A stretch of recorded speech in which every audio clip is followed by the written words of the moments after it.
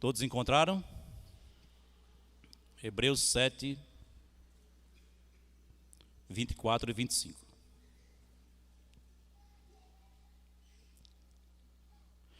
Diz assim o texto: Este, no entanto, porque continua para sempre, falando de Cristo, né? Tem o seu sacerdócio imutável. Por isso também pode salvar totalmente os que por ele se chegam a Deus, vivendo sempre para interceder por eles. Que privilégio nosso, né? Que privilégio. Eu convido agora o grupo de louvor.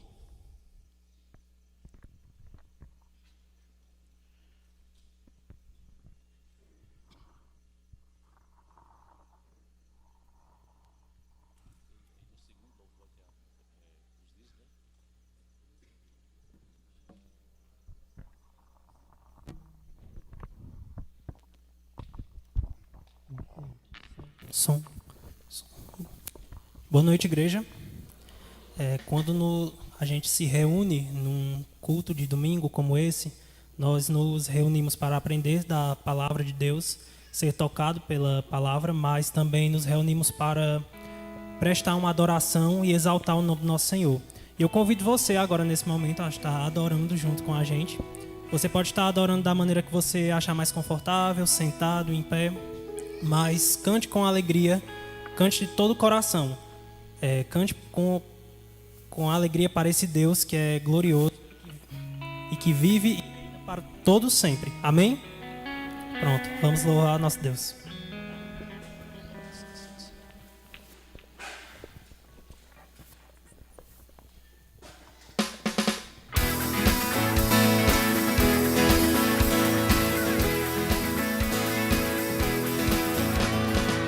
Louvar a ti é o meu prazer, te render louvor, te engrandecer. Tu és meu Deus, quero te adorar, conhecer a ti, sempre te buscar. Oh, cante ao Senhor, grandioso Deus. Oh, cante ao Senhor, grandioso Deus, glorioso Deus. Entregar a ti todo o meu ser, te servir, Senhor, só te dá prazer. Quero ser tua luz e sempre brilhar, pra que o mundo venha te glorificar. Oh, cante ao Senhor, grandioso Deus. Oh, cante ao Senhor, grandioso Deus, glorioso Deus. Entregar a ti todo o meu ser, te servir, Senhor, só te dá prazer. Quero ser tua luz e sempre brilhar, pra que o mundo venha te glorificar. Oh, cante ao Senhor, grandioso Deus. Oh, cante ao Senhor, grandioso Deus.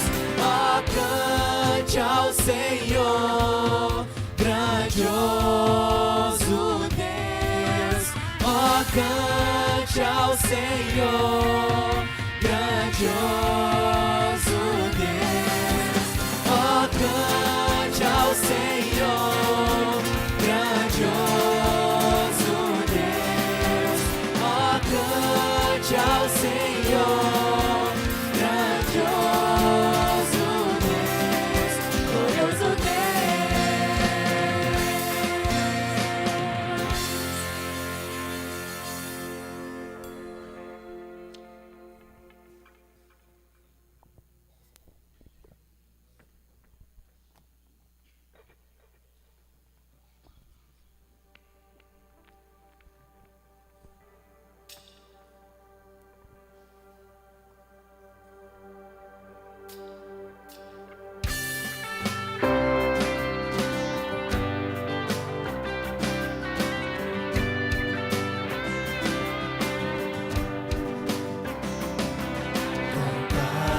ao Senhor um cântico novo, cantai ao Senhor, todas as terras, cantai ao Senhor, bendizei o seu nome, proclamai a sua salvação.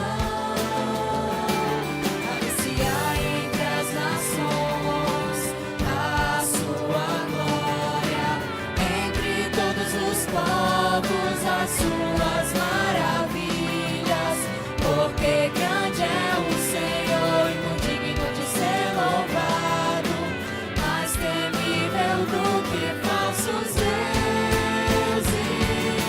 Glória e majestade estão diante dele, força e formosura no seu santuário. Glória e majestade estão diante dele, força e formosura no seu santuário.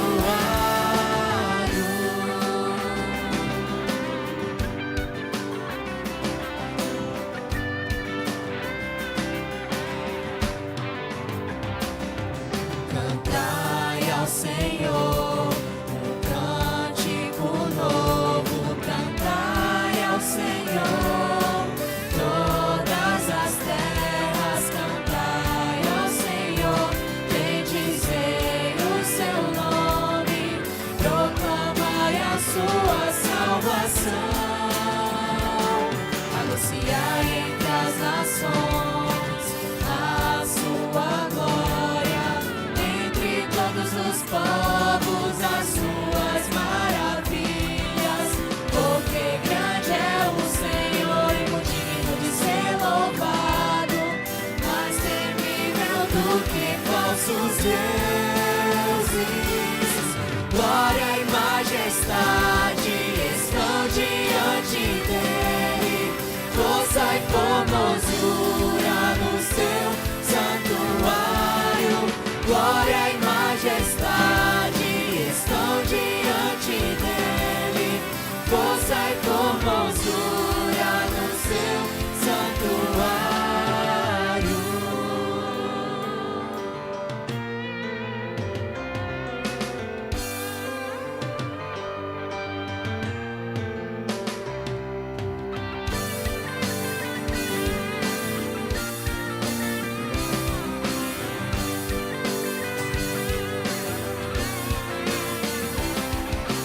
Glória e majestade estão diante dele, força e formosura no seu santuário. Glória e majestade estão diante dele, força e formosura no seu santuário.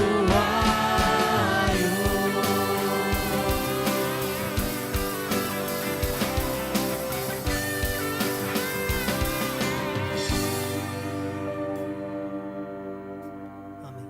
Nesse momento, eu vou estar convidando 2 diáconos para o recolhimento das ofertas. E também irei estar fazendo a oração, agradecendo a Deus.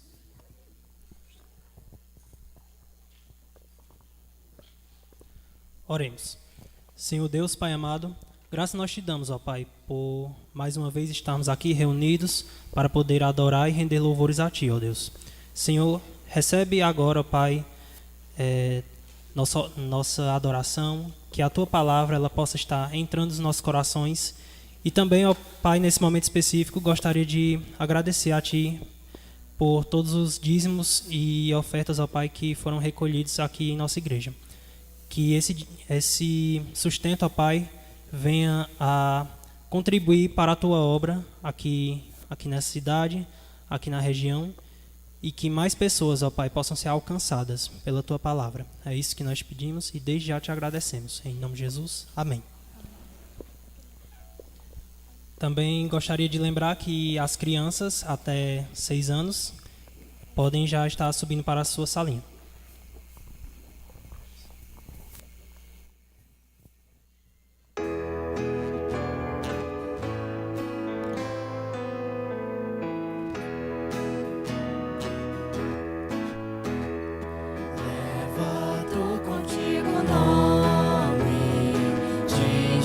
Jesus o Salvador. Este nome dá consolo, seja no lugar que for. Nome bom, doce a fé, a esperança do porvir. Nome bom, doce a fé, a esperança do porvir. Este nome leva sempre para bem te defender. Ele é arma ao teu alcance quando o mal te aparecer. Nome bom, doce a fé, a esperança do porvir. Nome bom, doce a fé, a esperança do porvir. Oh, que nome tão precioso, gozo traz ao coração. Sendo por Jesus aceito, tu terás o seu perdão. Nome bom, doce a fé, a esperança do porvir. Nome bom, doce a fé, a esperança do porvir. Santo nome venerável,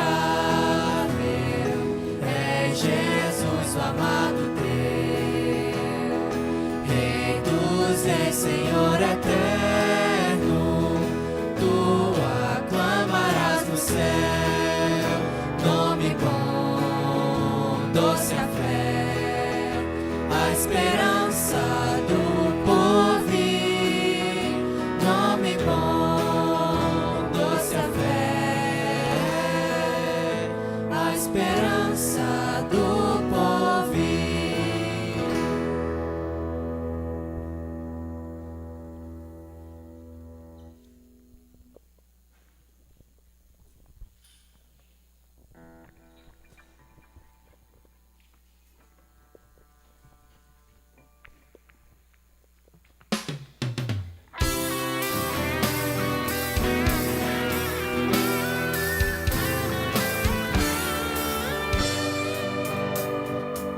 Os que desejarem podem sentar, mas que nós possamos louvar com força esse último hino.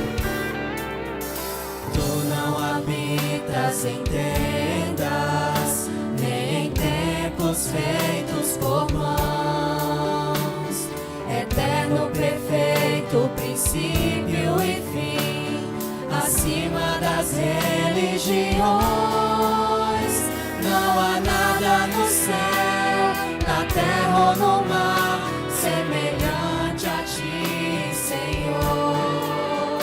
Tua imagem está revelada em nós, expressão do teu amor incomparável. Senhor, tu és. Tua voz ressoa como um trovão, e as nuvens são o pó dos teus pés. Incomparável, Senhor, tu és. Minha alma está apegada a ti, Senhor, incomparável és.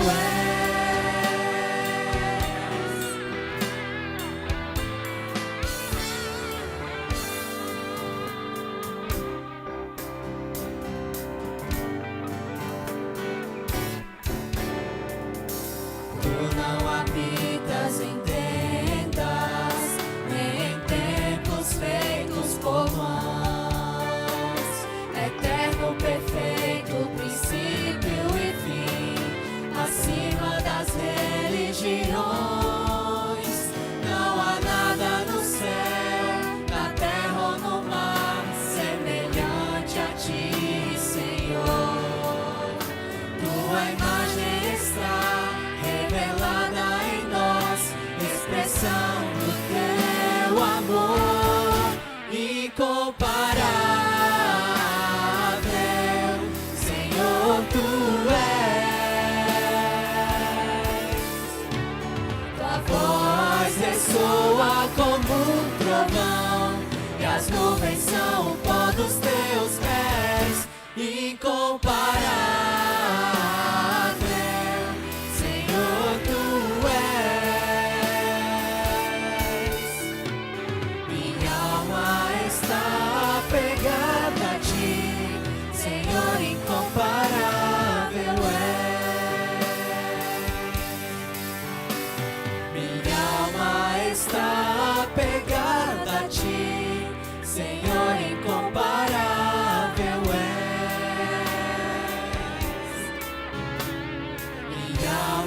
Está apegada a ti, Senhor, incomparável.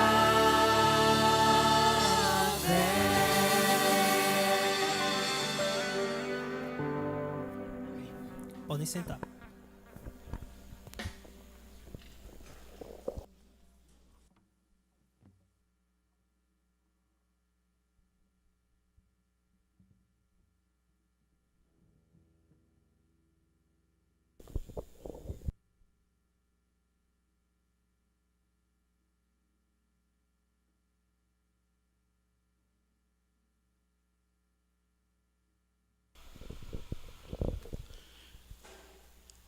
Eu anotei aqui também, sobre o que eu falei, do livro de Mateus, a atitude dos que receberam a cura, né?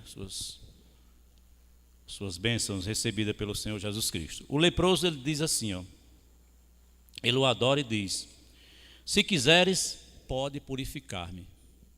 O centurião, ele implora e diz, para que seu criado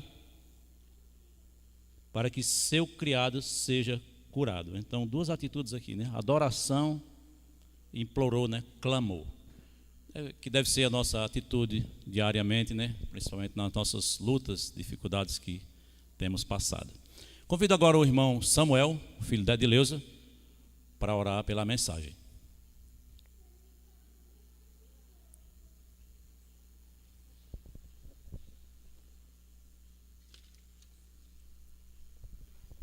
Boa noite, igreja. Oremos. Grandioso Deus, eterno Pai, nos colocamos, Senhor, nesse momento, ainda em adoração, para ouvirmos a Tua palavra.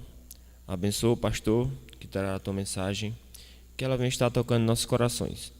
Não nos deixe, ó Pai, sermos apenas ouvintes, mas sim praticantes da Tua palavra.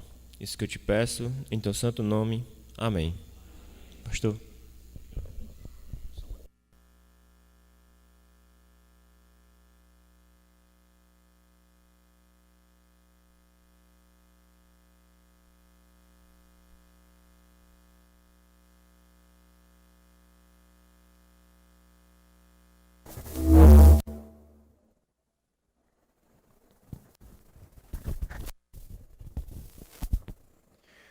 Boa noite a todos. Graça e paz sejam abundantes em suas vidas.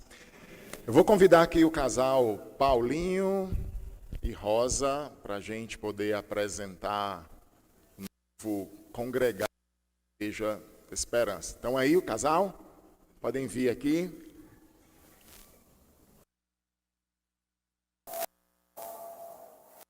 Hoje eu vou matar a curiosidade de vários irmãos, né? Pastor, o que era? O que foi que aconteceu lá com o Glaudlet, com os ateus, né? Um monte de gente mandando mensagem para mim, já no domingo mesmo. Pastor, por favor, me diga o que aconteceu lá no... Mas vamos saber hoje, né, Giva? Muito bem. Então tá aí nossos irmãos, Paulinho e Rosa, com o bebê.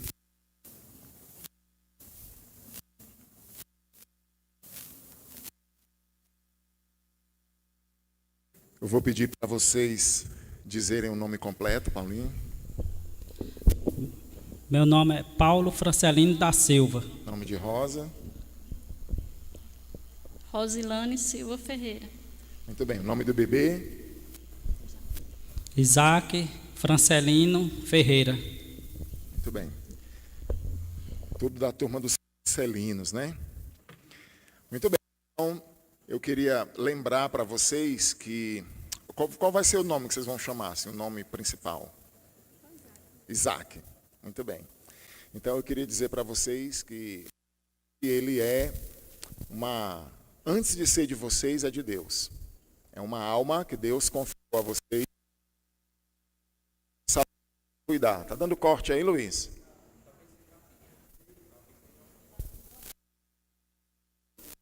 Não, tá, eu botei para carregar, tá tudo ok aqui. Vamos lá, vamos testar aqui mais um pouquinho. Então, essa alma Deus colocou nas mãos de vocês com a responsabilidade para cuidarem, criarem e, acima de tudo, fazerem com que o Isaac seja ao Senhor. Lá no livro de Efésios, capítulo 6, verso 4, Paulo diz assim: vocês, pais, não provoquem a ira a vossos filhos, mas criai-os na disciplina e na admoestação do Senhor. Então, aqui nós temos 3 coisas básicas aqui. Não provocar a ira aos filhos. Existem muitas maneiras que os pais podem provocar a ira aos filhos. Por exemplo, tem pai que trata o filho como se fosse um irmão e fica arengando, né? Implicando e provocando raiva no filho. E aí, quando o filho faz uma coisa errada, o pai quer assumir a sua autoridade e, às vezes, bater no filho. Ou não disciplinar o filho na hora que o filho precisa. Tem muitos filhos que chegam para o pai e dizem: vocês nunca me disciplinaram quando eu precisei naquela hora. Então, é muito ruim isso. Não provoquem a ira aos filhos. Mas aqui nós temos 2 expressões usadas por Paulo quando ele diz: criai-os na disciplina e admoestação. Disciplina, de forma resumida, aqui a palavra é a palavra para treinamento. Muitos pais vacilam em não treinar os seus filhos. Os pais pensam que os filhos, quando tiverem 14 anos, que começar a gostar de alguém, querer namorar, o pai pensa que o filho já vai ter a cabeça dele e que vai saber o que é certo e o que é errado. Não, o pai precisa trabalhar com o filho o que é que ele pensa em relação ao namoro. Quem tem que ensinar é o pai, é a mãe, são os pais. Fala sobre namoro na época certa, fala sobre opção sexual, fala sobre dinheiro, vai ensinando sobre dinheiro, dá um dinheirinho para ele, ensina ele a devolver o dízimo, a dar oferta na igreja. Vocês precisam treinar. E a outra coisa, a outra expressão que ele usa na admoestação. Admoestar não é muito uma palavra nossa, do nosso cotidiano, mas ela tem o sentido de instrução. Então a gente treina e instrui. É a responsabilidade. Lá no Antigo Testamento, em Deuteronômio, a responsabilidade dos pais era inculcar na cabeça dos filhos que Deus era o único Senhor. Então vocês têm uma grande responsabilidade de ensinar com a vida e ensinar com a instrução da palavra. Ensina a palavra e ensina com a vida, porque na verdade eles vão observar mais a vida do que a palavra, né? Então que Deus possa abençoar e capacitar vocês na criação do Isaac. Será que dá certo eu segurar o Isaac para a gente orar? Vamos ver aqui se o Isaac vai... Acordou. Vamos ver. Esse braço não é o da minha mãe. Está muito alto aí, Luiz? Tudo bom? Eu posso orar por você? Dá certo? Olha. Vamos orar então. Senhor nosso Deus, eu quero nesse momento agradecer ao Senhor pela vida do Isaac, pelo Senhor tê-lo formado dentro da barriga de Rosa, por todo o processo de gravidez, de gestação, pelo parto. Obrigado porque deu tudo certo, obrigado porque essa criança nasceu saudável. Eu entrego a vida dos seus pais nas tuas mãos, pedindo capacitação para que eles possam realmente ensinar, viver e transmitir um viver digno da salvação em Cristo. Que o Isaac possa ser apresentado a Jesus Cristo bem cedo. Quando ele já tiver um pouco de entendimento, seus pais possam então ensinar os caminhos do Senhor, mostrar Cristo para ele e que ele possa vivenciar essa realidade de uma vida com Cristo. Eu peço por sua saúde, que ele possa crescer saudável. Eu peço pelo seu futuro profissional, familiar. Senhor, é tão difícil, esse mundo está tão difícil para criar filhos, para viver. Mas eu suplico ao Senhor que a tua graça seja sobre a vida do Isaac, de forma que ele venha ser uma luz e sal neste mundo. Que ele possa, por onde passar, deixar o aroma de Cristo por sua vida, por meio de sua vida. É em nome de Jesus que eu te faço essa oração. Amém. Amém. Olha o jeito da criatura, ó. Pensa, viu? Deus os abençoe, viu? Vai dar certo esse mesmo, Luiz? Pronto, então vamos lá. Muito bem, meus queridos irmãos, semana passada nós trabalhamos que circunstâncias difíceis podem se tornar grandes oportunidades para transmissão do Evangelho, para pregação do Evangelho. A gente viu isso através da prisão do apóstolo Paulo. Os filipenses estavam pensando, olha, Paulo está preso, acabou, e agora como é que vai ficar o Evangelho? E, na verdade, aquilo que parecia ser o fim da missão do apóstolo, na verdade foi a grande oportunidade. Foi a grande oportunidade que ele teve então para pregar. Então, o resultado daquela prisão foi que toda a guarda pretoriana ouviu o Evangelho. O resultado daquela prisão foi que os irmãos em Roma, que outrora tinham vergonha, estavam agora falando com mais desassombro a palavra. O outro resultado é que Cristo estava sendo proclamado, não importava o meio. Algumas pessoas estavam pregando porque eram autoridades, tinham nome, tinham preeminência em Roma. E quando Paulo chega, porque Paulo não foi o fundador da igreja, essas pessoas começaram a olhar atravessado para Paulo e queriam suscitar dificuldades às suas algemas. Então eles começaram a pregar para tentar aparecer mais e tentar denegrir a imagem de Paulo. Mas Paulo não estava preocupado com isso. A preocupação de Paulo era que Cristo fosse proclamado, com sinceridade e sem sinceridade, por pretexto ou por amor. O que importava era que Cristo fosse proclamado. A mensagem que mesmo estes estavam pregando era a mensagem de Cristo.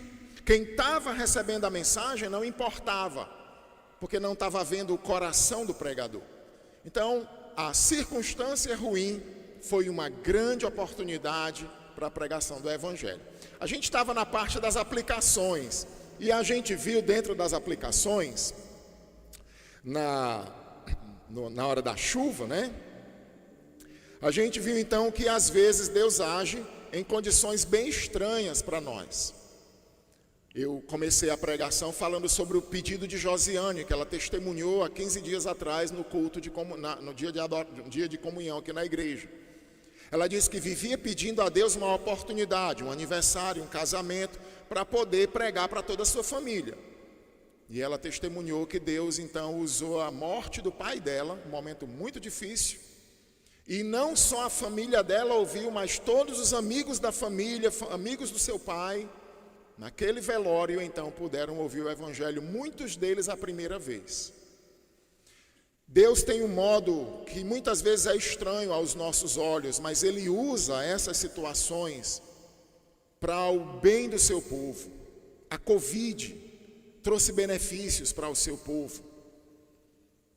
Eu estava falando outro dia aqui sobre o ataque das escolas. Eu já não conto o número de pessoas que já... pastor, vamos orar. Eu estou orando por esse problema. A gente não ora de outro jeito. Então Deus vem e coloca certas circunstâncias que vai levar a gente a orar. Não é daquele jeito que a gente pensa, Deus me torna uma pessoa de oração. Aí Deus vem com sua varinha de condão, tchim, e eu, nossa, que sede de orar. Não é assim que Deus trabalha. Uma outra aplicação que a gente viu é quão grande é o amor de Deus em buscar os perdidos por meio do Evangelho. O amor de Deus é muito grande. Muito grande. A gente não consegue compreender a largura, a profundidade, o comprimento desse amor. Eu estou dando o Gênesis aqui e a gente hoje viu qual era a obrigação que Deus tinha para chegar para Caim e dar uma oportunidade depois dele matar o seu irmão covardemente. Deus chega para Caim, possivelmente Cristo ali, né? Uma teofania. Caim, cadê teu irmão? O sangue dele está clamando da terra a mim. E eu sou o tutor do meu irmão, por acaso? Para quê? Que chance Deus teria dado para aquele homem? Olha, Caim, o pecado está à porta, jaz à porta, cabe a te dominá-lo, senão o pecado vai te dominar.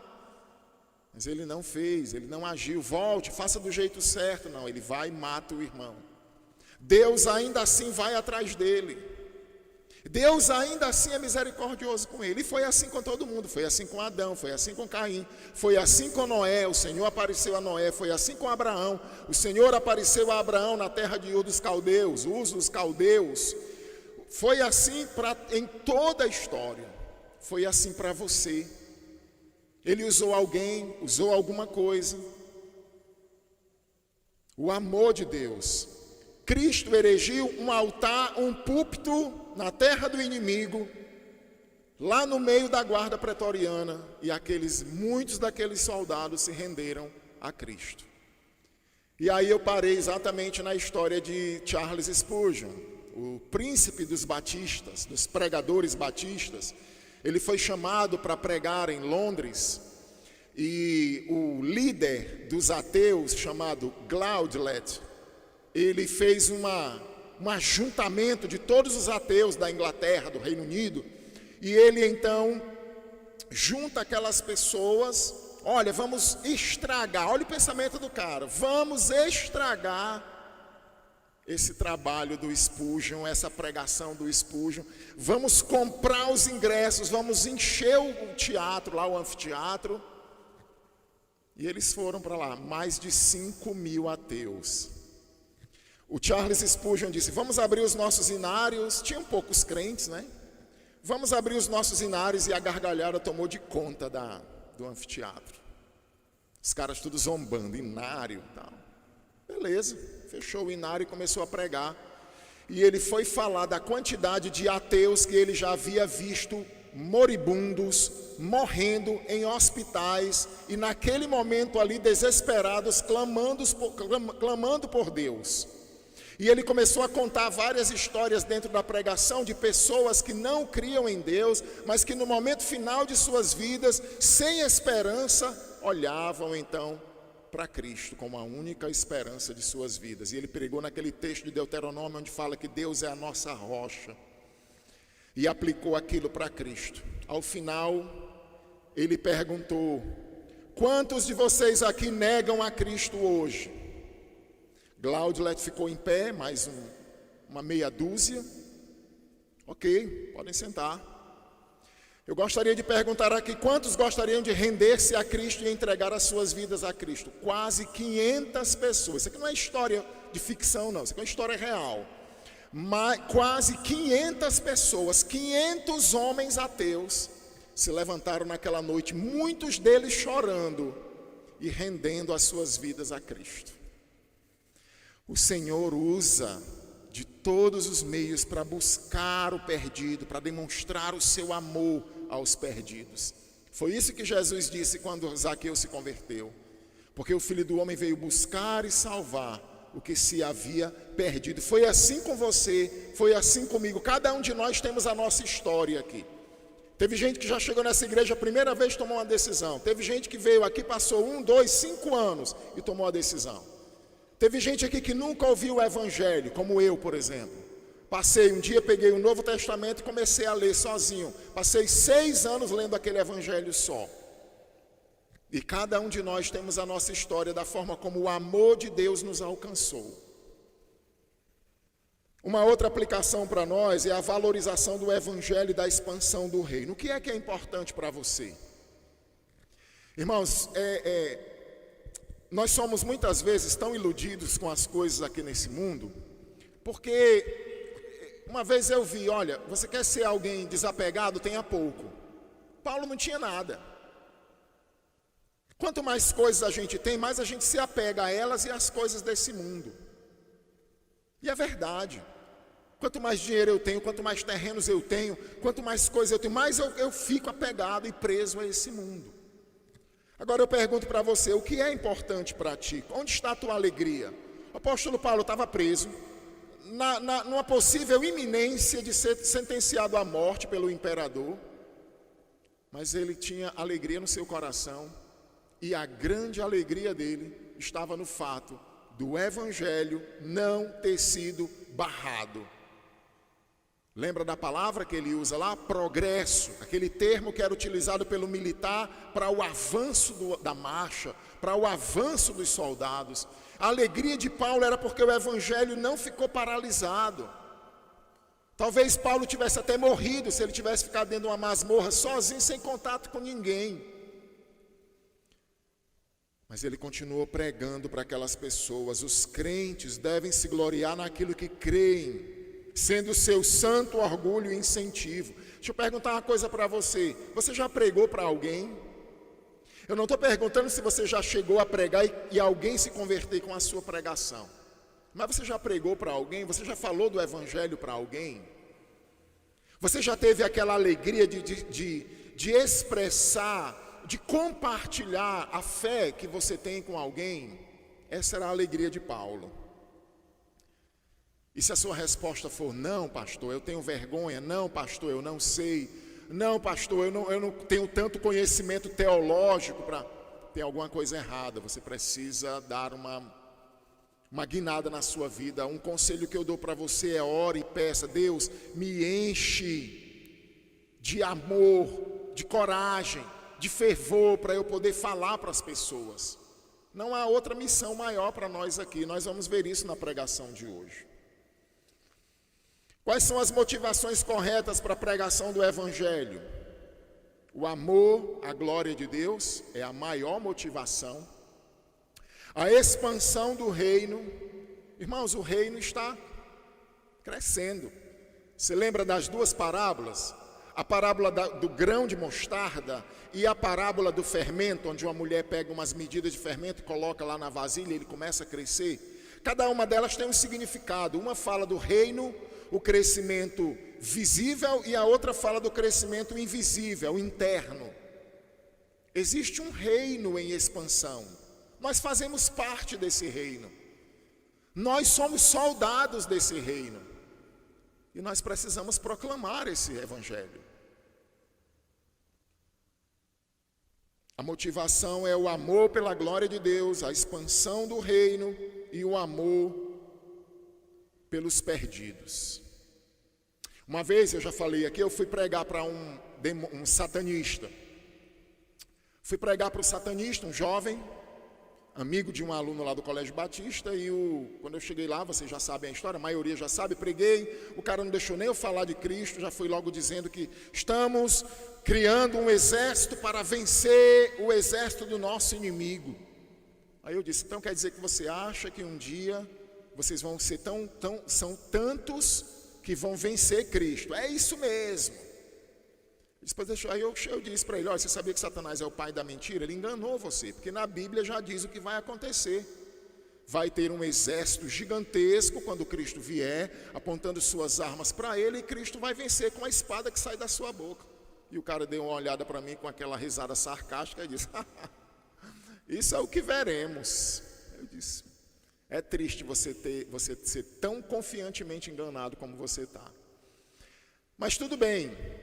Era bom que todos nós tivéssemos a intenção, a ousadia, a vontade de que a expansão do evangelho se desse e que cada um pudesse. Se dependesse só de mim. Irmãos amados, o apóstolo Paulo estava preso por causa desse evangelho.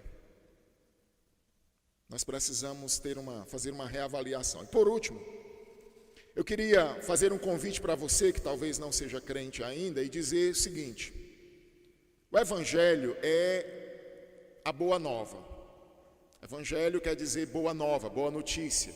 O homem está perdido e não tem jeito, ele está em inimizade com Deus. Sua eternidade está em jogo. A boa nova é que Deus enviou o seu próprio Filho para vir substituir o homem. Ele veio na forma de um homem, e ao substituir esse homem que crê no Filho, ele tem paz com Deus. Sua culpa é toda retirada, lançada em Cristo, a condenação é tirada dele. Essa é a mensagem do Evangelho, salvação por meio de Cristo. Agora, esse Cristo, foi esse Evangelho que levou Cristo à cruz. Foi esse Evangelho que levou Paulo a ser preso. Paulo estava preso por causa desse Evangelho. Foi esse mesmo Evangelho que Tiago, o irmão de João, perdeu sua cabeça decapitado. Foi esse mesmo Evangelho que muitos renderam e perderam sua vida por ele, em arenas, lutando contra leões, contra soldados, guerreiros, e foram mortos. Esse mesmo Evangelho que tirou muitos do conforto de suas casas e cidades para ir morar em outros países, na Colômbia, na África, na China, na Coreia, nas Coreias, e saíam ali do confortozinho da sua casa para poder levar essa mensagem. Muitos estão se preparando para levar essa mensagem.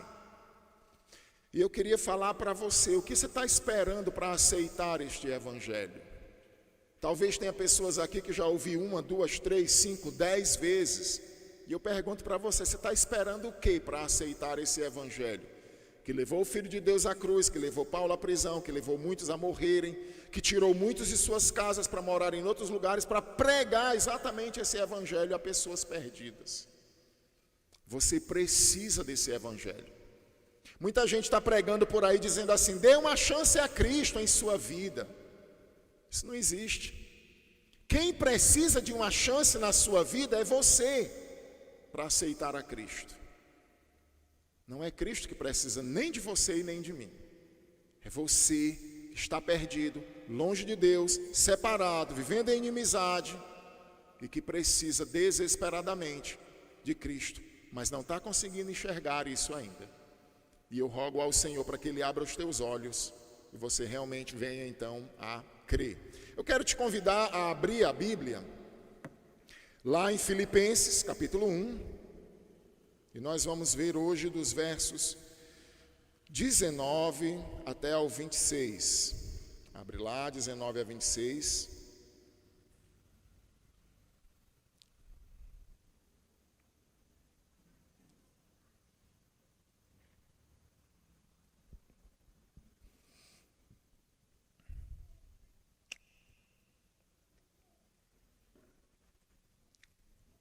Todos abriram? Eu vou me esforçar muito aqui para dar uma resumida bem objetiva mesmo aqui. Por causa da complementação da mensagem da semana passada. Eu vou até botar aqui o meu timer para me ajudar nisso, nessa tarefa. Para tentar ser bem objetivo mesmo.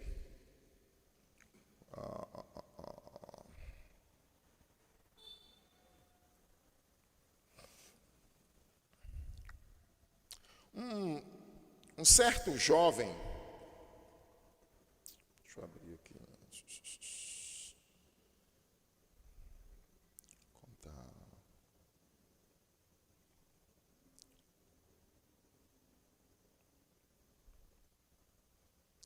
Um certo jovem veio ao senhor W.E. Gladstone.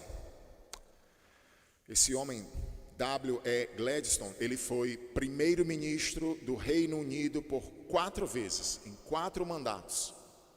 W.E. Gladstone foi chanceler do Tesouro por 16 anos no Reino Unido. Ele era simplesmente um monstro de estadista, um político gigantesco, um homem sábio, inteligente. E certa vez um jovem com muitos sonhos promissores chegou para esse homem, W.E. Gladstone, e disse o seguinte para ele: gostaria que o senhor me desse alguns minutos para o senhor ouvir os meus planos, senhor Gladstone. E o senhor Gladstone disse para ele: sim, pode dizer, rapaz. Eu gostaria de estudar direito, ele disse, o garoto. E o Gladstone disse: sim. Aí, quero ser um grande estadista. E o Gladstone perguntou, e então? O aluno respondeu, rapaz, então, senhor, eu gostaria de ser e de entrar no Bar of England, que é um local tipo a OAB lá do Reino Unido, né? Onde as pessoas se encontravam, os grandes advogados. E ele disse, sim, e daí, jovem? E então? O jovem continuou, então, eu espero ter algum lugar no parlamento do Reino Unido, na Câmara dos Lordes. E o Gladstone disse, sim, jovem, e então? Eu espero fazer grandes coisas pelo nosso país. E ele disse, sim, jovem, e então? Ele perguntou tenazmente, e ele disse, bem, senhor Gladstone, suponho que eu vou ter uma boa aposentadoria e chegar a ter uma vida fácil. E ele novamente perguntou, sim, jovem, e então? Bem, senhor Gladstone, suponho que vou morrer. E ele disse, sim, jovem, e então? O jovem então hesitou e disse, senhor Gladstone, passando daí eu nunca pensei em nada na minha vida. E ele disse, jovem, você é um tolo. Vá para casa e repense qual é o verdadeiro significado da vida. E isso também foi uma história real. Está registrada no livro This is Living, do Leonard Griffith. E aquele jovem foi para casa, completamente desiludido, mas que aquilo trouxe uma grande resposta ao seu coração. A pergunta que eu faço para você essa noite é, o que é que você está vivendo? Para que você vive? Responda rapidamente aí para você mesmo. Para que você vive? Você já deve ter escutado uma frase quando alguém diz assim, ó, uma capoeira. E tal, o cara chegou na favela e botou um grupo de capoeira lá e os meninos, cara, a capoeira é a minha vida, a capoeira me transformou, eu vivo pela capoeira, sem a capoeira eu não sei o que. Você já ouviu isso, né, em relação a futebol, não já ouviu? O vôlei, a música, a arte, a profissão. Porque é verdade que muitas pessoas vivem para isso, é a vida delas. A sua resposta vai determinar a direção da sua vida. Se o seu propósito estiver errado, a sua direção de vida vai estar errada. Se o seu propósito for vago ou confuso, sua direção de vida vai ser confusa. Se você não conhece o seu propósito, você está apenas sendo arrastado aí pelo mundo, sem saber para onde vai. E essa resposta deve incluir duas coisas muito importantes. A consideração da incerteza da vida. Esses seus planos, se a morte viesse para aquele jovem, todos os seus planos estariam frustrados. A primeira consideração que você deve pensar no seu propósito de vida é, a vida é incerta, de modo que se a morte vier agora, ela não vai frustrar os seus planos. Olha, eu tenho planos, mas eu tenho um objetivo final certo. A morte pode frustrar esses planos, mas meu objetivo não. A outra coisa importante também, essa pergunta deve incluir alguma reflexão sobre a eternidade. Muita gente está vivendo aqui simplesmente para graduações. Com o fim em quê? Não, porque eu quero ter diplomas, eu quero crescer na vida. Sim, mas para quê?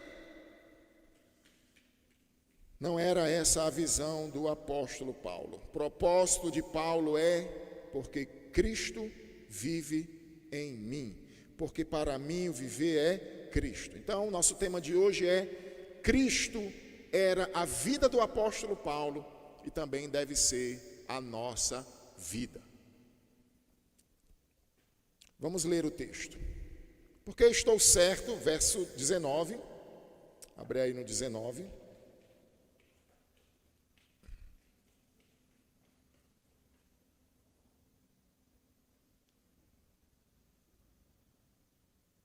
Ele diz assim: porque eu estou certo de que isto mesmo, pela vossa súplica e pela provisão do Espírito de Jesus Cristo, me redundará em libertação, segundo a minha ardente expectativa e esperança de que em nada serei envergonhado. Antes, com toda a ousadia, como sempre, também agora, será Cristo engrandecido no meu corpo, quer pela vida, quer pela morte.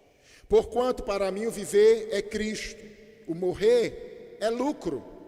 Entretanto, se o viver na carne traz fruto para o meu trabalho, já não sei o que hei de escolher. Ora, de um lado e de outro lado eu estou constrangido, tendo o desejo de partir e estar com Cristo, o que é incomparavelmente melhor. Mas por vossa causa é mais necessário permanecer na carne.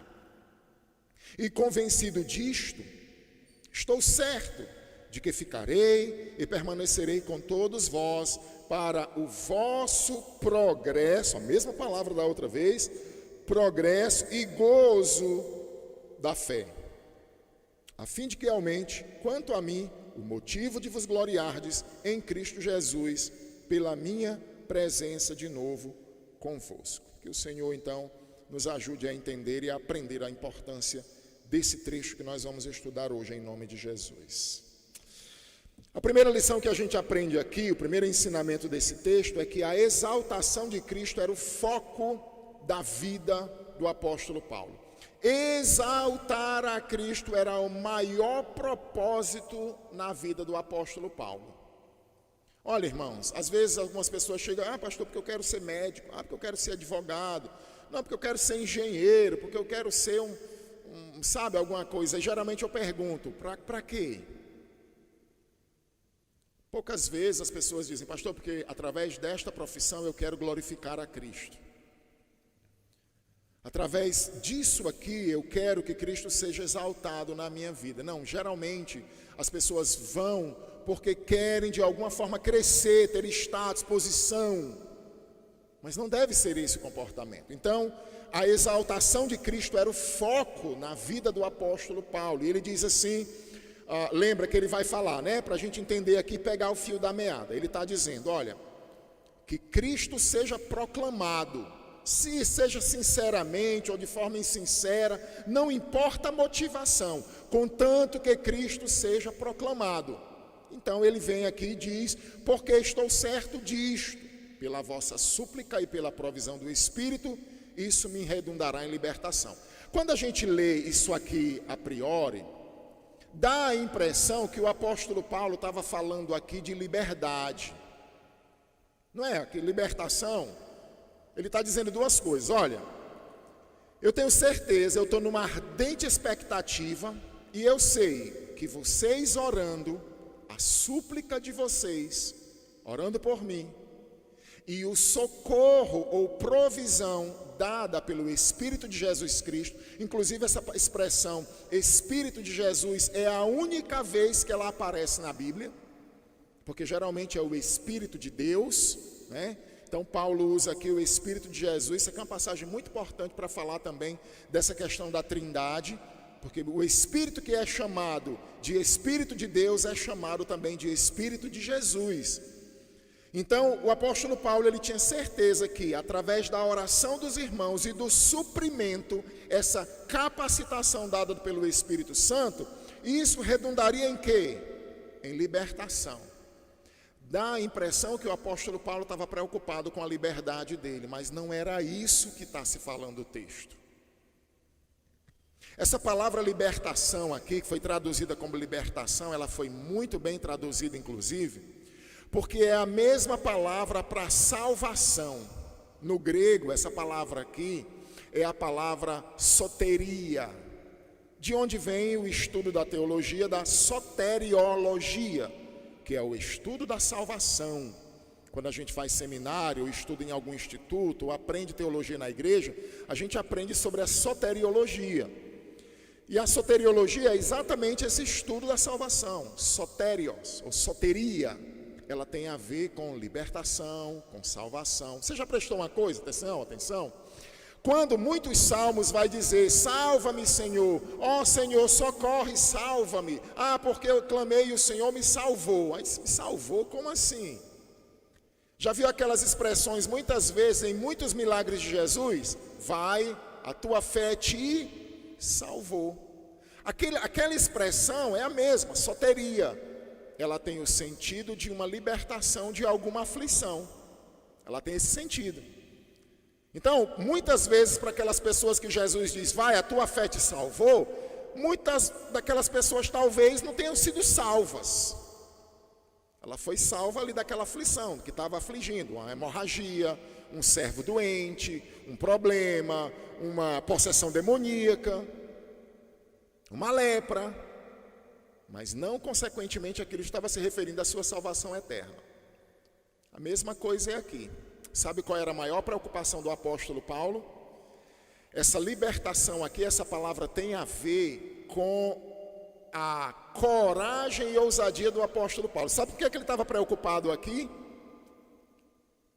Com que ele não voltasse atrás, ou não tivesse vergonha, ou não desse um mau testemunho, ou não fosse tão eficiente no seu testemunho. A prova disso é que Paulo sabia que tinha a possibilidade de morrer.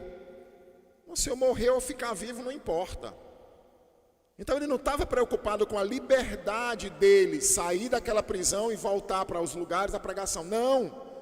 O que Paulo está pedindo aqui em oração aos irmãos é a oração de vocês e o suprimento do Espírito Santo, ou seja, que Paulo não desonrasse o Evangelho no seu julgamento. Era a maior preocupação de Paulo. É para que Cristo de fato fosse exaltado no seu testemunho. Ele não queria envergonhar o Evangelho. Agora, ele apelou para César. Você lembra quando eu preguei aqui certa vez falando sobre juízo, o dia do julgamento, quando eu falei, quando seu pai olhava para você e dizia assim, quero conversar com você quando você chegar da escola. Aí você já ficava, ai meu Deus, vou ter que enfrentar o papai. Aí você já ficava pensando o que será. E o patrão, na sexta-feira, quero você segunda-feira na minha sala bem cedo. Aí você, pronto, ele vai me botar para fora do emprego. Você nem dorme direito. Você já imaginou enfrentar o imperador numa defesa? Enfrentar Nero, aquele louco, megalomaníaco? Então Paulo está dizendo, o Espírito vai me capacitar para que eu não venha de forma nenhuma a envergonhar o Evangelho, segundo a minha ardente expectativa e esperança, olha só, que em nada serei envergonhado. Antes, com toda a coragem, como eu sempre tive, e também agora, Cristo será engrandecido. Aí olha o que ele diz, no meu corpo, ou pela vida ou pela morte. Então Paulo não estava preocupado em sair da prisão, não. A preocupação dele era honrar a Cristo na sua defesa. E os irmãos orando e o Espírito Santo capacitando, ele tinha certeza, essa ardente expectativa dele que a coisa ia dar certo. Pensa só o seguinte, muita gente nem dormiria direito com medo dessa possibilidade. O apóstolo Paulo aqui fala de uma grande expectativa. Essa palavra expectativa aqui, ela tem o sentido de se inclinar para olhar para alguma coisa. Ansiosamente, inclinar-se com o desejo de saber ou de ter algo. Essa grande expectativa, o desejo de Paulo era um anseio muito grande que o julgamento fosse logo, para ele poder testemunhar de Cristo e ter coragem para exaltar o nome de Cristo. Então a exaltação de Cristo era o foco da vida do apóstolo. Talvez outras pessoas aqui diriam assim, não, ore por mim, ore pela minha liberdade, ore pela minha saúde, ore por isso, ore por aquilo. Não, Paulo quer só uma coisa, exaltar Cristo com a sua vida. Mas uma outra aplicação, um outro ensinamento para nós aqui é que Cristo era a vida do apóstolo Paulo, porque para mim o viver é Cristo e o morrer é lucro. Agora, como eu falei há pouco, né, para muita gente, viver é o quê? Eu já ouvi demais, basta você assistir o Globo Esporte. Assiste o Globo Esporte, aí você vai ver, cara, salto em distância e tal, aí ele vai conversar, e aí, como é? Não, porque para mim, olha, o salto em distância é a minha vida. E aí a gente escuta isso direto. O vôlei é tudo para mim. Pronto, as pessoas estão testificando, declarando o que é realmente a vida delas. Para Paulo não era isso, era Cristo. Agora, o que significa para Paulo viver Cristo? O que significa esse para mim o viver é Cristo? É simples, quando nós nos convertemos, que o Espírito Santo nos regenere, nos dá entendimento, ilumina para que a gente possa entender o Evangelho e aceitar, porque se o Espírito Santo não fizer, a gente não vai aceitar nada, não vai se render a ninguém. O Espírito Santo nos regenera e ele nos ilumina para a gente entender o Evangelho e nos convence do pecado. Aí a gente aceita Cristo, rende-se a Cristo. Nesse momento acontece o que é chamado de uma união com Cristo. Nós somos unidos a Cristo em um só corpo. E essa união, ela deve promover alguma coisa, ela deve promover, porque Cristo é o cabeça da igreja, nós somos unidos a Ele. E esse viver para Cristo significa um crescer no conhecimento de Cristo. Eu fico muito triste quando algumas pessoas não se interessam em querer conhecer a Cristo, em querer se aprofundar no conhecimento de Cristo. Nós éramos para ser o povo mais sedento em comprar livros, em querer conhecer e saber mais sobre Cristo. Nossa turma aqui está pesquisando em Gênesis. Onde é que Cristo está em Gênesis? A gente já descobriu várias coisas de Cristo em Gênesis. E não fala nem o nome dele lá. Viver para Cristo é conhecer Cristo. Viver para Cristo significa crescer no amor para com Ele. Significa se submeter e obedecer a Cristo. Crescer na experiência com Cristo. De forma resumida, para Paulo, o que é para mim o viver é Cristo. Todos os meus pensamentos, todos os meus gostos, todas as minhas ideias, todos os meus desejos, todos os meus sonhos, o que prevalece não é o meu desejo. O que prevalece é a vontade de Cristo, é o direcionamento de Cristo, é o que Cristo diz. Você abre mão. Viver é Cristo, para mim o viver é Cristo significa que muito mais importante do que o que eu sinto, é o que Cristo diz tem que ser para mim. Às vezes eu não estou com vontade de, por exemplo, perdoar uma pessoa. Mas não importa o que eu sinto. Eu tenho que perdoar porque meu viver é Cristo, não sou mais eu quem vive. Eu me anulo. Isso já foi apresentado lá no Evangelho. Quem não renunciar a pai, mãe, casas, terreno, filhos, tudo por minha causa não pode ser meu discípulo. E quem não se negar a si mesmo e vier após mim, não pode ser meu discípulo. Então não sou eu mais que vivo. Não sou eu mais que vivo. Ah, mas eu tenho desejos e prazeres e paixões e emoções. Beleza, se são lícitas, pode fazer. Mas se são pecaminosas, eu renuncio, eu renego por causa de Cristo. Eu sempre falei aqui, né? Eu gosto muito de fisiculturismo. Se eu não fosse cristão, eu seria fisiculturista. Ainda hoje eu estava competindo em campeonato de musculação, se Deus me permitisse pela graça dele, como ele permite a outros descrentes também. Mas lá no comecinho eu abri mão e abro com todo prazer. Gosto muito, mas abro mão com todo prazer de competir em fisiculturismo, por causa do amor a Cristo. Mas eu gosto, eu assisto de vez em quando, mas eu abro mão com muito prazer e de muitas outras coisas. Porque viver, quando você entrega a sua vida a Cristo, não é mais você quem manda. Quando a gente se converte, as paixões e os prazeres não passam, não se acabam. Estão aqui dentro de nós. E principalmente os que viveram no mundo têm uma experiência muito mais forte dessa vivência. E elas estão lá. Mas a gente abre mão delas por amor a Cristo. Era essa a vida de Paulo. Não importa mim, não importa se eu estou preso ou solto, não importa se eu estou pregando lá ou aqui, o que importa é Cristo, que Cristo seja engrandecido. Então ele vai dizer, porque para mim o viver é Cristo e morrer é lucro. Essa palavra lucro é bem interessante, porque é a palavra kerdos, que era uma palavra para ganho, para lucro. É o quê? É o que todo comerciante quer. Ele vai lá em São Paulo, compra um monte de mercadoria, traz para cá, simplesmente por causa do kerdos, lucro, o ganho.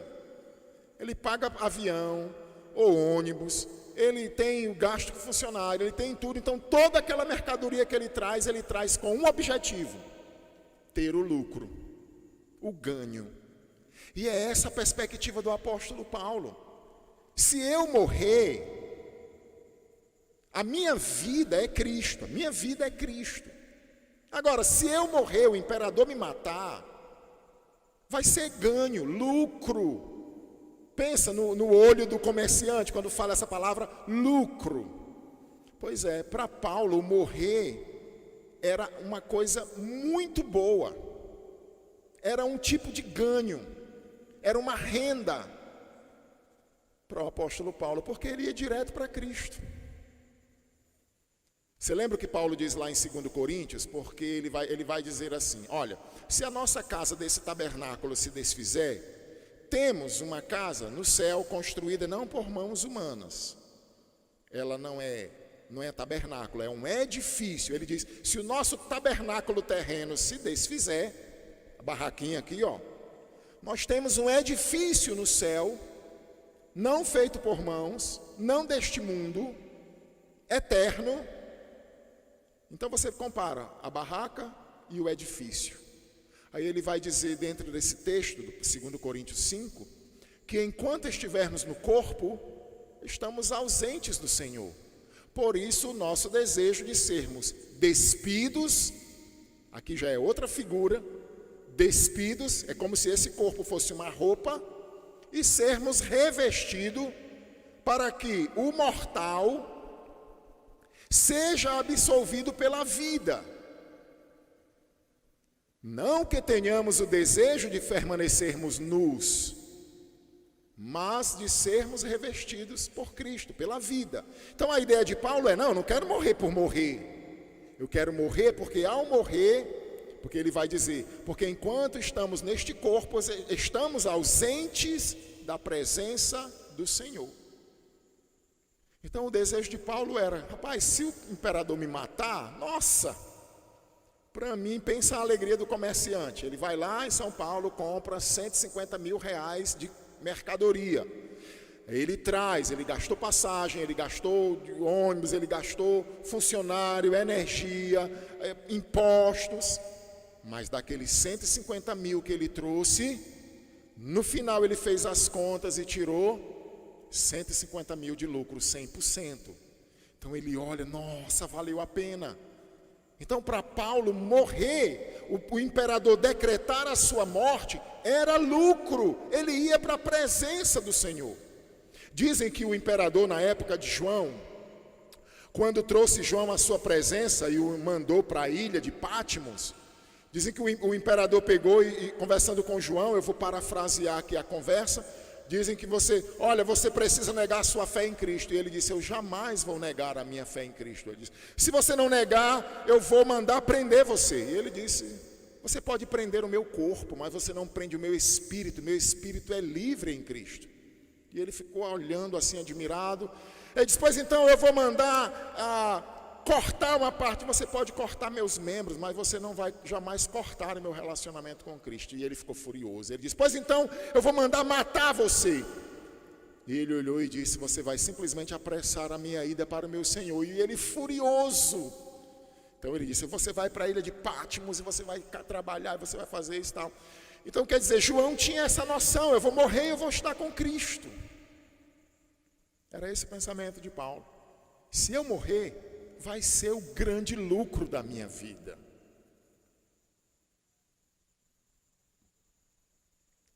Mas a gente vê também aqui, uma outra lição para nós, é que o amor abnegado de Paulo abre mão dos seus anseios pessoais pelo bem e desenvolvimento dos irmãos. O apóstolo Paulo diz assim, entretanto, se o viver na carne traz fruto para o meu trabalho, essa expressão, fruto para o meu trabalho, você poderia parafrasear como valer a pena. Valer a pena. O amor abnegado de Paulo, onde ele abre mão dos seus anseios pessoais pelo bem e desenvolvimento dos seus irmãos em Filipos. Então Paulo está dizendo, olha, se viver na carne, ou seja, se eu permanecer vivo, trouxer fruto para o meu trabalho, ou seja, valer a pena, eu já não sei do que escolher. De ambos os lados eu estou constrangido. Essa palavra, esse termo, ambos os lados estou constrangido, era um termo que era utilizado para viajantes, quando eles ficavam em determinadas rotas, entre montanhas, quase que espremidos em determinadas rotas, e ficavam em aperto. Algumas dessas rotas em vales, eles tinham que passar de lado, porque não conseguia passar numa posição normal. Muitas vezes tinham que escolher outra rota, porque os animais não passavam ali, de tão estreito, apertado. Paulo usa essa expressão, olha, é como se eu tivesse aqui com duas forças me comprimindo. De um e de outro lado, ou de ambos os lados, eu estou em aperto, duas forças. Uma dizendo para Paulo, você vai morrer. E a outra dizendo para Paulo, você precisa ficar vivo. Tem as duas opções, só que não dependia dele. Mas essas eram duas realidades. E Paulo diz, eu não sei. E aí você tem aqui, entre essas duas forças, o desejo pessoal de Paulo e a necessidade dos irmãos e das igrejas em geral. O desejo pessoal de Paulo, ele diz, porque eu tenho o desejo de partir e estar com Cristo, o que é infinitamente melhor. Com certeza. Lembra, os irmãos em Filipos estavam muito ansiosos, preocupados. Meu Deus, Paulo vai morrer. Meu Deus, o evangelho parou, acabou. O pregador aos gentios. E Paulo vai dizer, pessoal, calma. O evangelho está progredindo. O evangelho está avançando, como soldado, a marcha de soldados em avanço. Como aquelas pessoas que vão à frente cortando, tirando todos os empecilhos para que o pilotão possa avançar. E tem outra coisa, vocês estão preocupados com a minha morte. Deixa eu dizer para vocês, se eu morrer vai ser um grande lucro. Na verdade, o meu desejo particular é morrer. Porque ao morrer, é interessante essa palavra que ele usa para partir e estar com Cristo. Essa palavra partir era a palavra que era usada para quando as pessoas iam naquela época, principalmente Paulo, que era fazedor de tendas, né? Quando você ia desarmar a barraca, que você começava a tirar os pinos de fixação da barraca, aquela expressão para tirar os pinos e ir embora, desarmar a barraca, é a palavra que Paulo usa para partir. Ele, como fazedor de tendas, ele usa essa analogia para dizer partir, ir embora. Não numa viagem de um lugar para o outro, mas dessa dimensão para aquela lá. Partir para Cristo, ir embora, morrer. Então, o desejo de Paulo era esse. Ele usa aqui um termo, esse termo partir, ele é auristo. Então, a ideia de algo simultâneo. Ele parte e ele encontra Cristo. Não como algumas igrejas ensinam, você morre, aí você vai dormir, aí dorme, aí quando tiver a ressurreição, aí você acorda e vai para a ressurreição. Não, você morre e você vai para a presença de Cristo, claro, sem um corpo físico, e você vai ficar na presença de Cristo, desfrutando da presença de Cristo, como o Lázaro, que lá no paraíso, no seio de Abraão, era consolado. Aquela palavra para consolo é uma pré-experiência. É como se você tem um bolo e você dá a primeira lambida, que passa o dedo lá e você prova o bolo. É um tipo de consolo. Inclusive o consolo foi colocado como a chupeta, porque ela substitui o mamilo do peito da mãe. Então a criança está lá, quer botar alguma coisa na boca para ficar chupando, e aí dá a chupetinha lá, o consolo, que é chamado também de consolo. Então, para Paulo partiu, morreu, presença de Cristo. Eu acho interessante quando as pessoas dizem assim, Chico Anísio morreu, está contando piada para Deus. Eita, Tim Maia morreu, Tim Maia, que você esteja no bom lugar, vai cantar para Deus. Luiz Gonzaga está tocando sanfona para Deus, está num bom lugar agora. Dizem que tem uma história aí que o Luiz Gonzaga, antes de morrer, se converteu, né? Eu espero verdadeiramente que sim. E esses outros também que eu mencionei. Mas, irmão, não é uma realidade para todo mundo, não. A Bussunda, quem lembra aqui do Bussunda do Cacete Planeta, aquele programa super devasso, que blasfemava de Deus, tinha um quadro lá de Moisés e aquela coisa toda, pronto, morreu, tá lá a Bussunda contando piada para Deus. Nossa, cara, isso é triste. Para Paulo, morreu, está com Cristo. Para um cristão, de fato, quando ele sai dessa vida, você pode dizer sim, partiu para uma melhor do que essa. Mas infelizmente a gente não pode dizer isso para todo mundo. Porque muita gente partiu e foi para uma muitas vezes pior do que essa. Ah, se o inferno fosse como muita gente diz, o inferno é aqui. Ah, se fosse. O que é incomparavelmente melhor.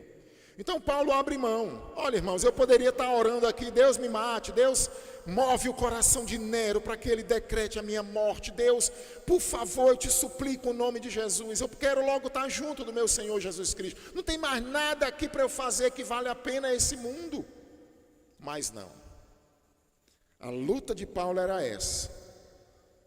Ter o seu desejo pessoal realizado de morrer e estar com Cristo, ou ficar vivo para auxiliar o trabalho nas igrejas e o fortalecimento dos irmãos através da sua presença.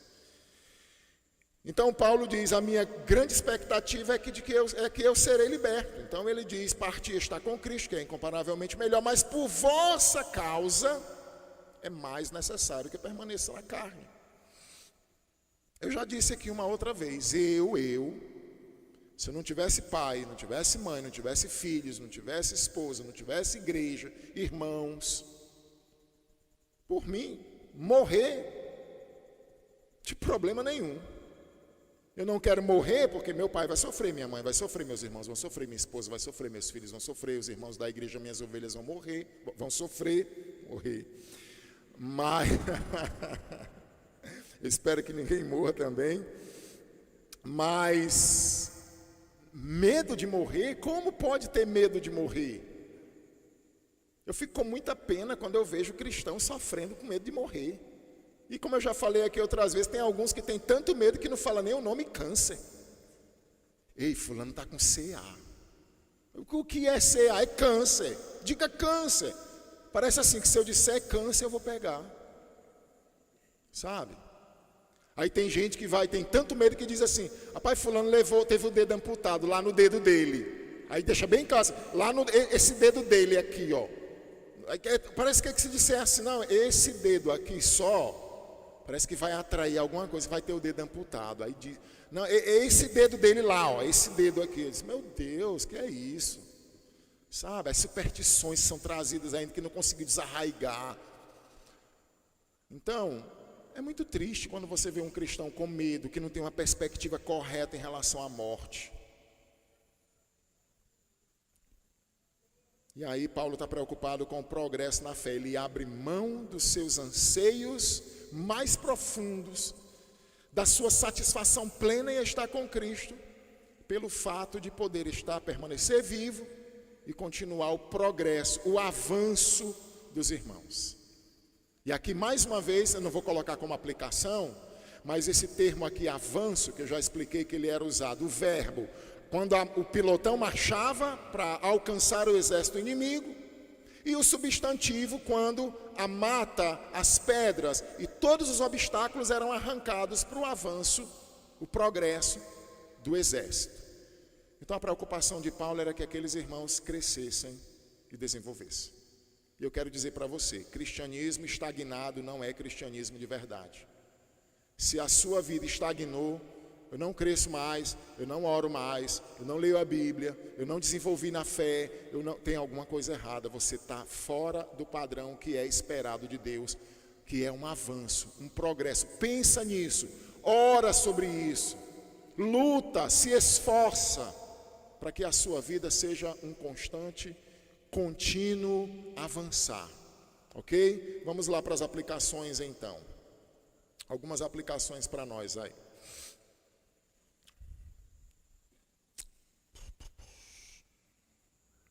Primeiro, qual é a prioridade na sua vida? Seja sincero com você, o que é a coisa mais importante para você? Para algumas pessoas é o bem-estar. Algumas é a segurança, finanças, estabilidade ou uma certeza em Cristo. Cada pessoa que professa Cristo como Salvador deve lidar com essa pergunta e ter que dar uma resposta honesta. Será que para mim o viver realmente é Cristo? Cristo ocupa os meus pensamentos, os meus ideais. Cristo ocupa o primeiro lugar acima dos meus desejos pessoais e anseios pessoais.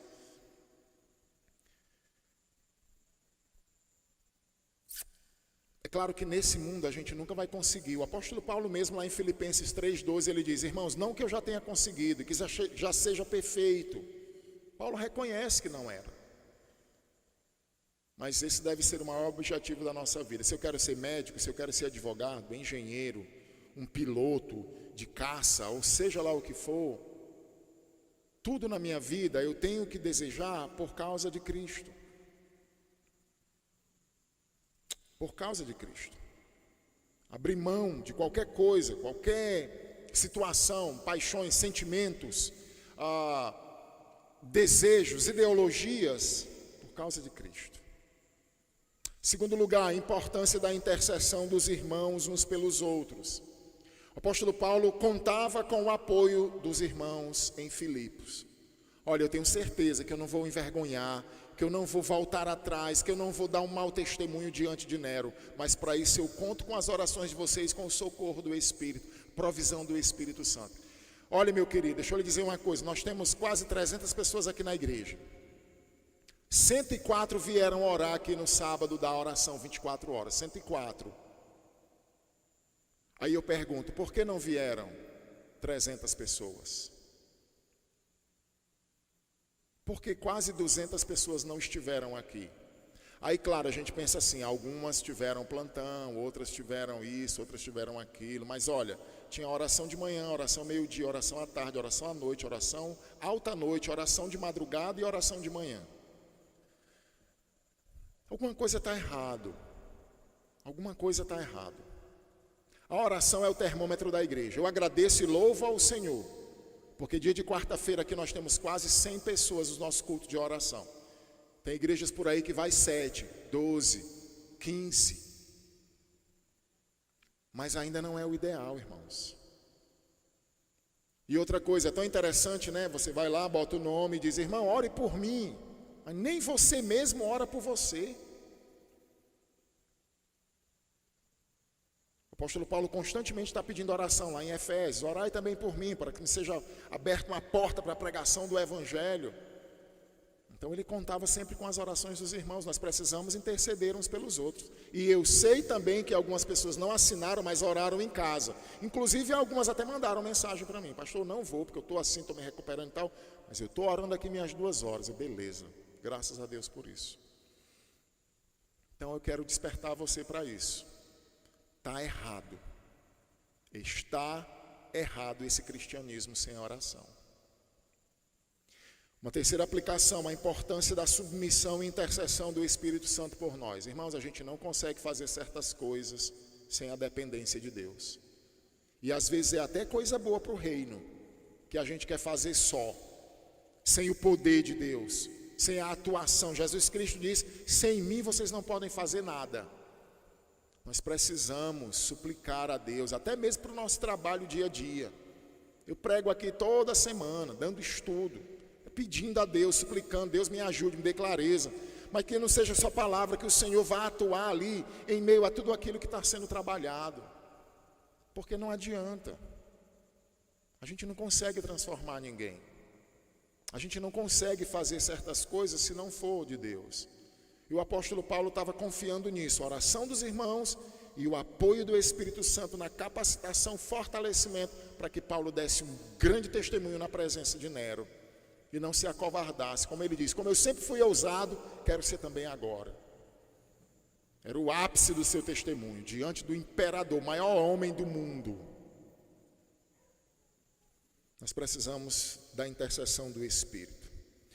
Quarta aplicação, o cristão e a morte. Irmãos, queria dizer para você, talvez você precise, você que tem medo, talvez você precise comprar um livro de teologia, estudar mais, talvez ter encontros com o pastor, com outro pastor, com os pastores aqui, tem 3 pastores, tem 5 diáconos aqui, 6, e você pode pedir ajuda aí em relação a isso, mas olha, se liberte desse medo desesperado de morrer, porque inclusive o autor de Hebreus vai dizer que Cristo veio exatamente para isso. Ele se fez carne e sangue como nós. Para quê?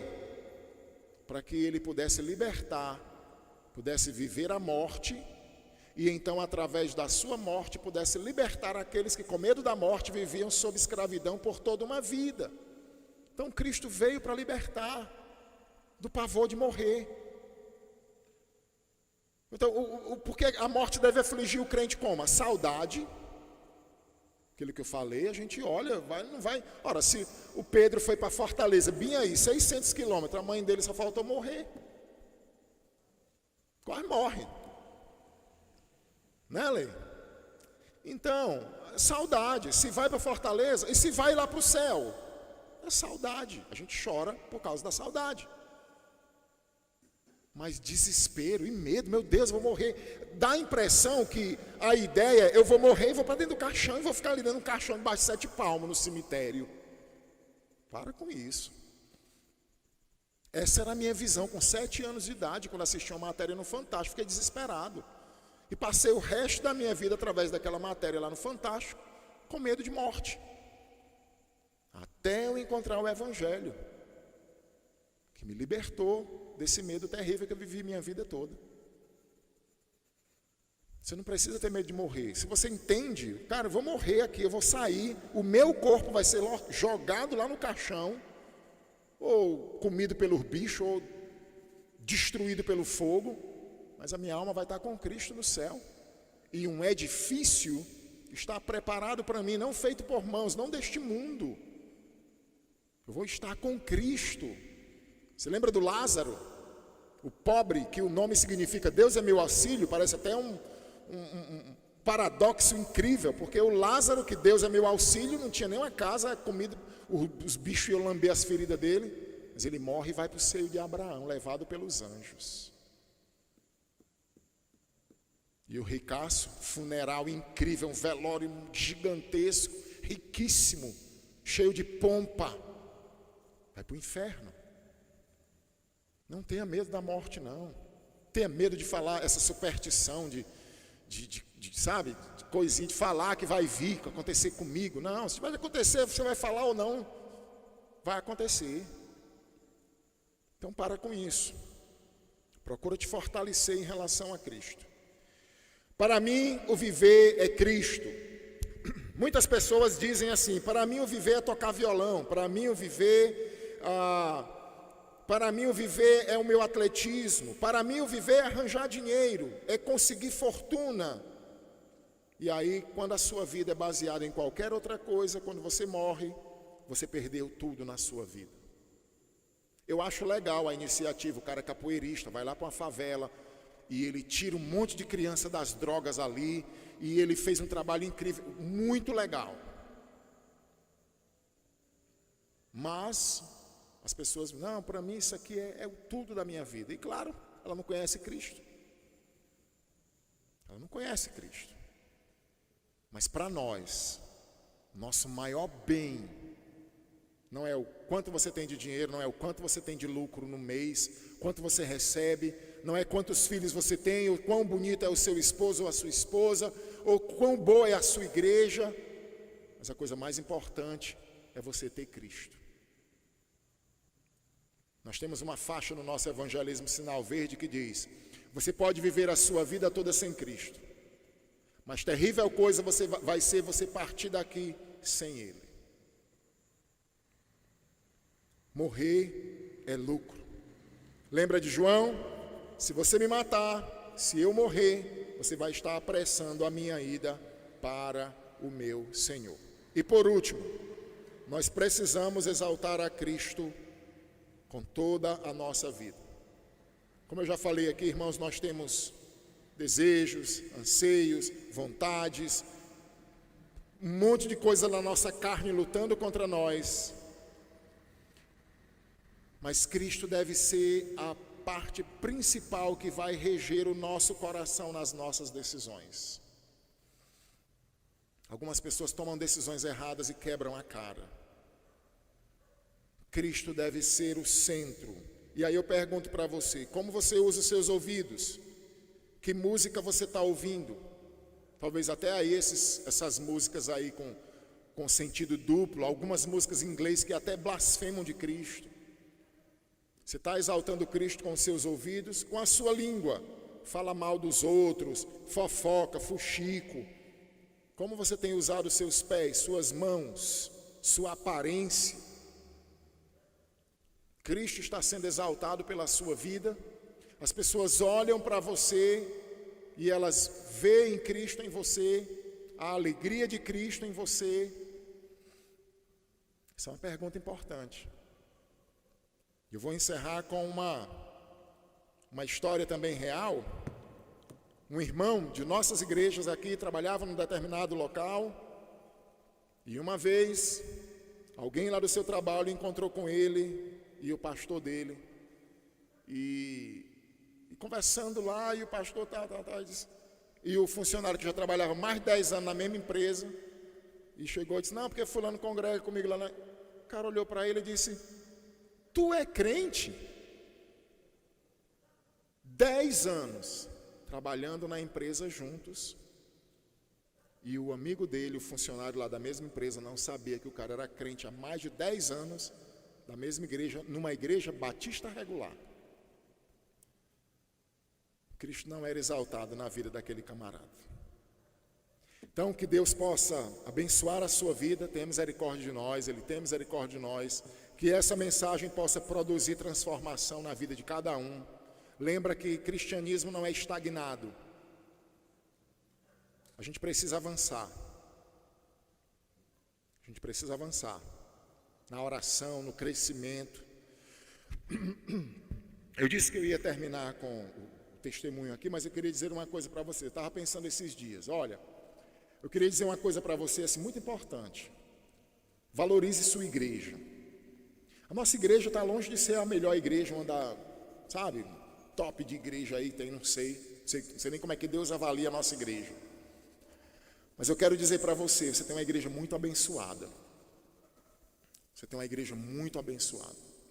Só o fato de nessa igreja aqui não ter facção, divisão, grupinhos, o grupo ali que está brigando contra o grupo ali para rachar a igreja e tal, uma turma ali com o pastor tal, outra turma com o diácono e tal.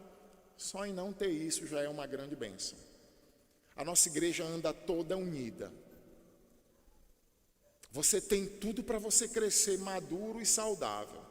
Tem muita gente nessa igreja aqui que é muito espiritual, muito maduro, bênção mesmo. Então assim, você tem tudo para você crescer. Você tem tudo para você desenvolver na sua fé.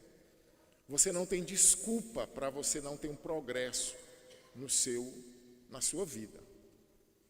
Certo? Você tem tudo, você tem todas as ferramentas. Você tem bons professores, você tem uma boa comunhão aqui, você tem tudo, você tem pessoas de confiança, pessoas amigáveis. Agora, a gente não pode fazer isso por todo mundo, porque esse progresso é uma coisa sua com Deus, de Deus com você. Eu queria que você baixasse sua cabeça um pouquinho, você orasse por você, orasse pela sua vida. E eu queria perguntar para alguém aqui, se tem alguém aqui na nossa igreja hoje que ainda não é crente, ou que está afastado, não sei, e que gostaria de se reconciliar com o Senhor, percebeu aqui a importância de viver para Cristo, de andar com Cristo, de ser de Cristo, porque você ouviu que nada vai te satisfazer, nada vai te preencher plenamente. Se você morrer sem Cristo, você está perdido. Eu gostaria de saber se há alguém que gostaria de entregar a sua vida e render-se ao Senhor Jesus Cristo esta noite. Por favor, fica de pé ou levanta a mão se há alguém aqui que ainda não é, ou que gostaria de se reconciliar.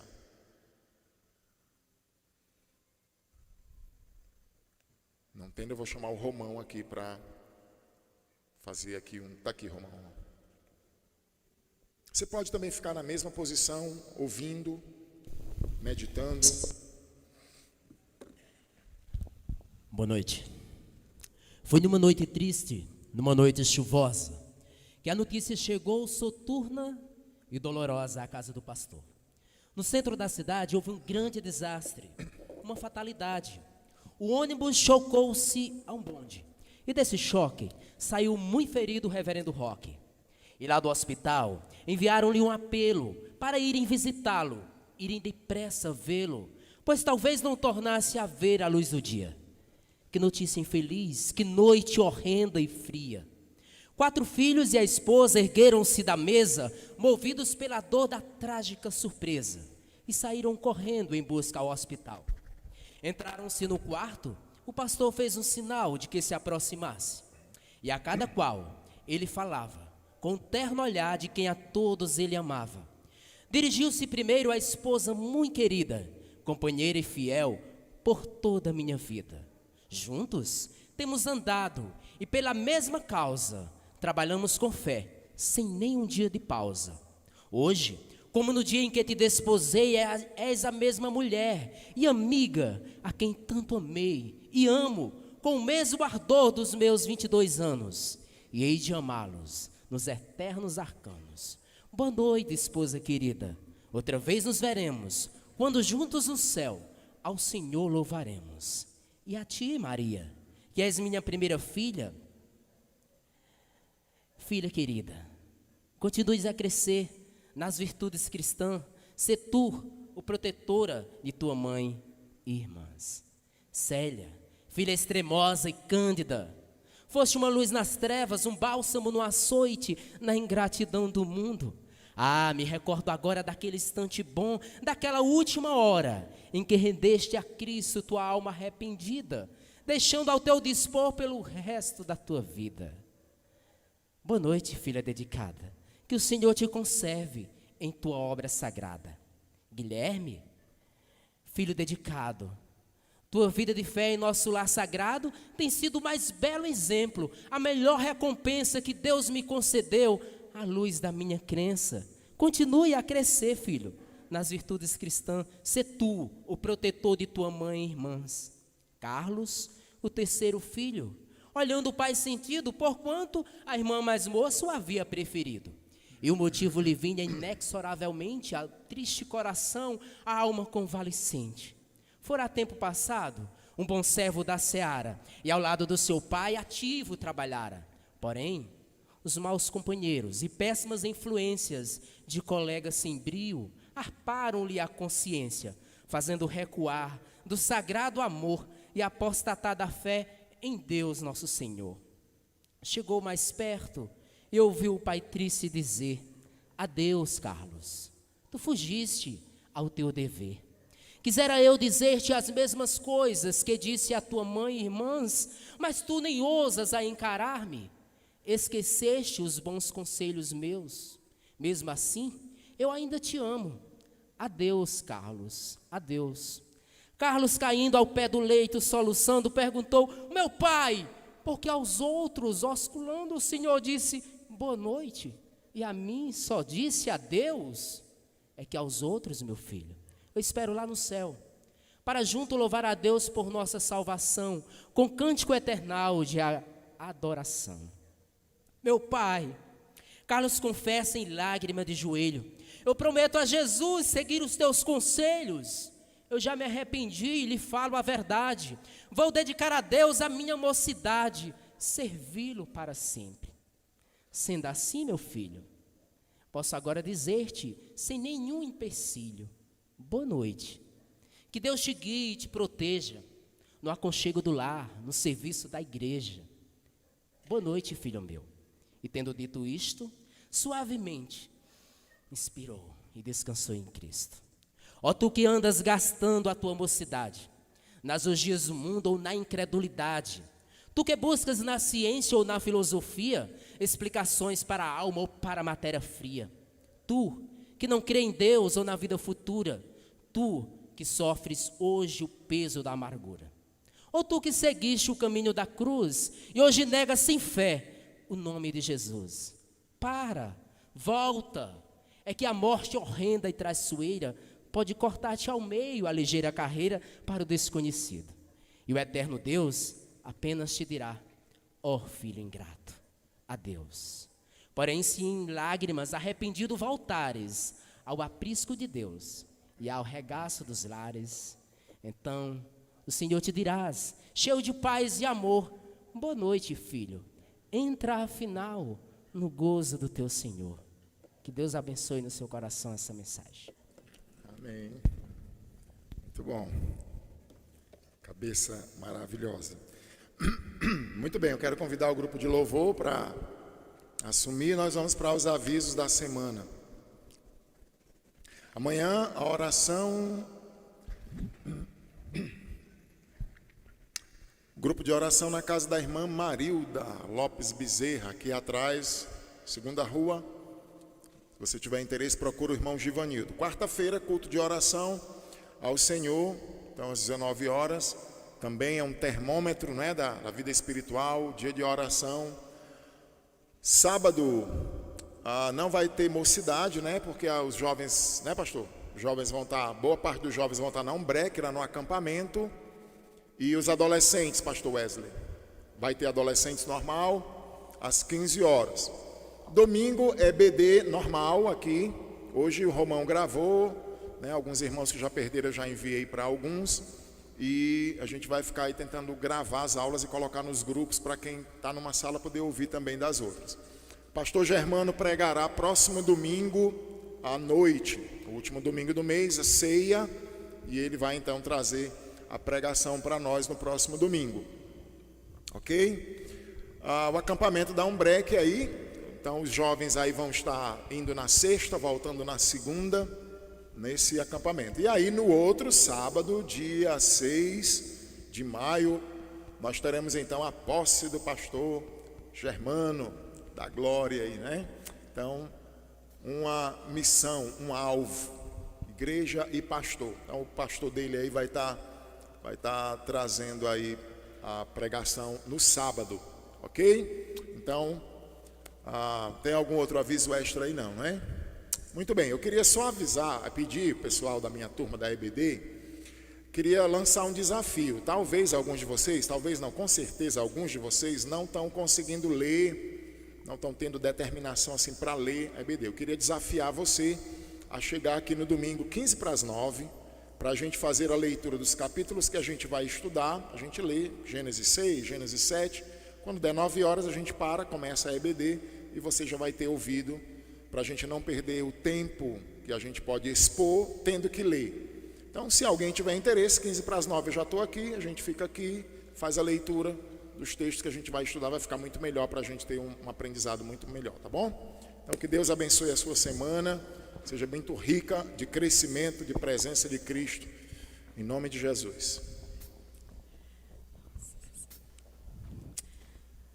Amados, esse último louvor, ele vai falar exatamente, ele vai casar direitinho com o que nós acabamos de ouvir, a mensagem, a palavra de Deus.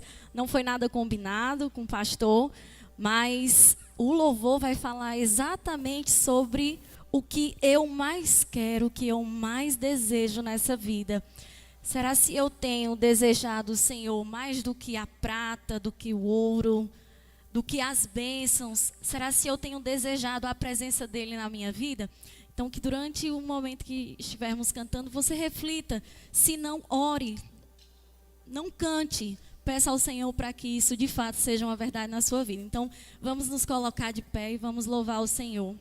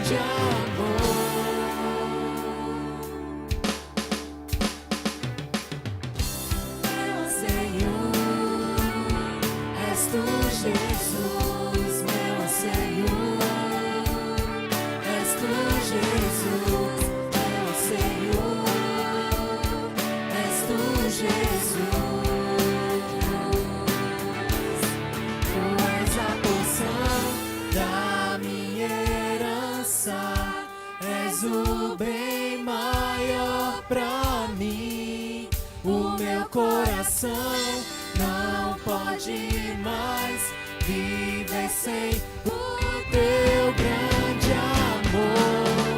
Tu és a porção da minha herança, és o bem maior pra mim.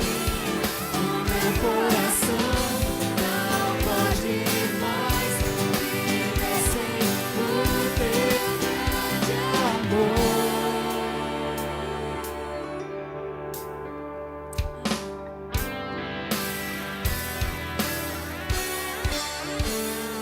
Que o Senhor nos abençoe mais uma semana e seja com todos.